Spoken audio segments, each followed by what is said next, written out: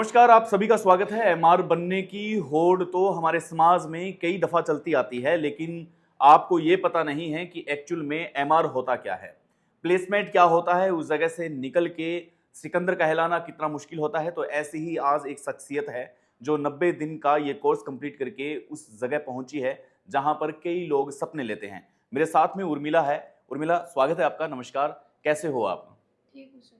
आपने क्या कभी फील किया था कि आप एमआर बन पाएंगे, या 90 डेज का जो ये कोर्स है, 90 दिन का, 90 दिन के बाद में आप अपने सपने को साकार कर पाएंगे?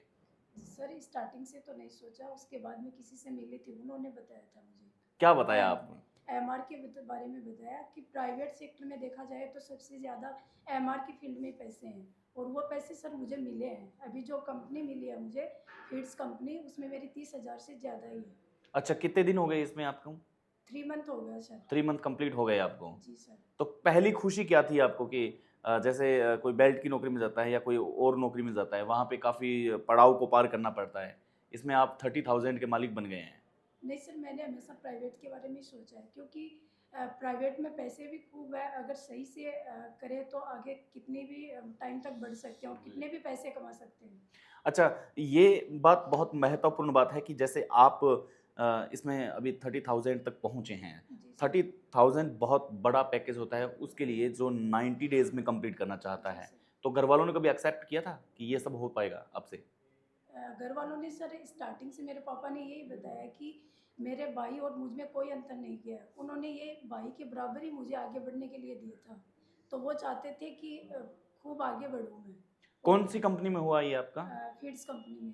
अच्छा, तो आप क्या मानते हैं, क्या समझते हैं आप इसको कि एकदम जो इस इंस्टीट्यूट की बात चल रही है कि भई आप 90 दिन के अंदर गारंटेड है कि आप यहाँ से लगेंगे, अगर नहीं होता तो फिर आपकी जो खर्चा पानी लगा है या फीस है जो वो आपको रिटर्न दी जाएगी।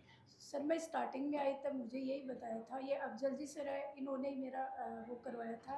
स्टार्टिंग में इनसे ही बात हुई थी, तो इन्होंने मुझे बताया कि 3 मंथ का कोर्स रहता है, जिसमें सीपीएम का कोर्स करवाया जाता है। चौथे मंथ में प्लेसमेंट रहता है, और उसकी 100% गारंटी रहती है, लिखित में ले सकते हो। फिर मैंने लिखित में भी नहीं ली, क्योंकि मुझे विश्वास था, क्योंकि उन्होंने बात की ना उस हिसाब से, और बाकी विश्वास तो करना पड़ता है सर। यकीन बिना तो कहते हैं कि जी सर। कुछ होता ही नहीं है। इन्होंने ये भी बोला कि अगर 1% ऐसा हुआ तो नहीं है, बट 1% अगर होगा, नहीं होगा आपका, तो फीस रिटर्न कर दी जाएगी। अच्छा। फिर भी ये अपनी बात पे रहे, और चौथा मंथ भी नहीं हुआ मुझे, 3 मंथ में मेरा सिलेक्शन हो गया।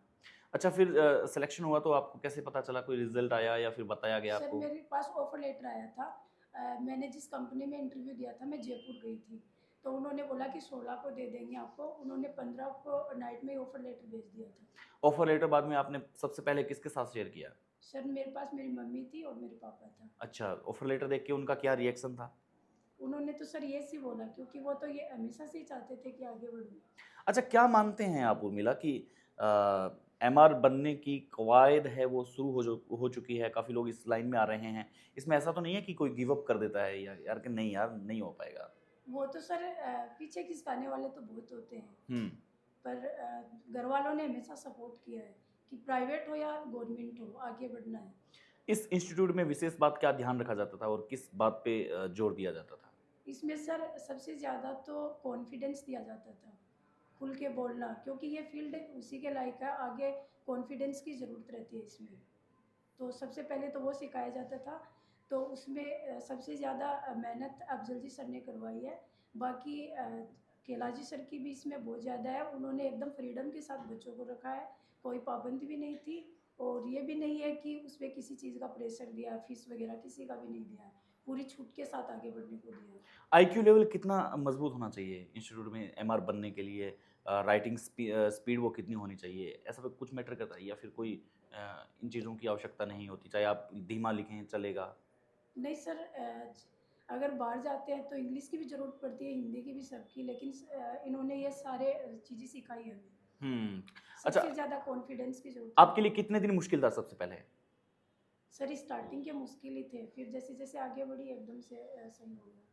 अब क्या फ़ील करते हैं आप? 90 सर दिन मैं पहले, अच्छा 90 महसूस दिन करती अब? हूँ।